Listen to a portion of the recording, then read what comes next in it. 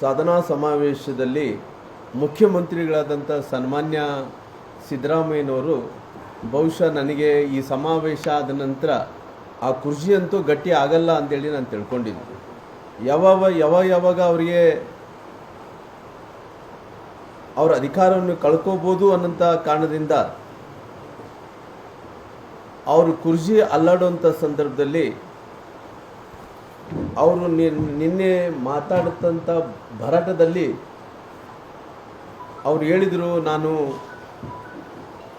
6ನೇ ಗ್ಯಾರಂಟಿಯನ್ನು ಕೂಡ ಜಾರಿಗೆ ತರ್ತೀನಿ ಅನ್ನೋಂಥ ಹೇಳಿಕೆಯನ್ನು ಹೇಳಿ ಜನರ ಮುಂದೆ ಭಾಳಷ್ಟು ದೊಡ್ಡ ನಗಪಾಟ್ಲು ಆಗೋಂಥ ಕೆಲಸ ಕೂಡ ಆಗಿದೆ. ನಿನ್ನೆ ಭಾಷಣ ಮಾಡುವಂಥ ಟೈಮಲ್ಲಿ ಅವರು ನಾನು ಸೂಕ್ಷ್ಮವಾಗಿ ನಾಡಿನ ಜನರು ಗಮನಿಸ್ತಾ ಇದ್ದರು. ಬಹುಶಃ ಎಲ್ಲ ಕೂಡ ಸುಳ್ಳುಗಳಿಂದನೇ ಭಾಳಷ್ಟು ಕೂಡಿತ್ತು. ಯಾಕಂದರೆ ನಾವು ಹಳೆಯ ಕಾಲದಲ್ಲಿ ಹೇಳ್ತಿರ್ತೀವಲ್ಲ, ಆ ಫಿಲಿಪ್ಸ್ ರೇಡಿಯೋದಲ್ಲಿ ಹೇಳ್ತಾ ಇದ್ರು, ಅದೇ ಹಾಡು ಅದೇ ರಾಗ ಗಾನ ಬಜಾವ್ ಅನ್ನೋಂಥ ರೀತಿಯಲ್ಲಿ ಏನೋ ಆ ಫಿಲಿಪ್ಸ್ ರೇಡಿಯೋದಲ್ಲಿ ಬರ್ತಿತ್ತೋ ಅದೇ ರೀತಿಯಲ್ಲಿ ಗಾನ ಬಜಾವ್ ಕಾರ್ಯಕ್ರಮ ಆಯ್ತಾಗಲಿ ಬೇರೆ ಯಾವುದು ಕೂಡ ನಡೆದಿಲ್ಲ.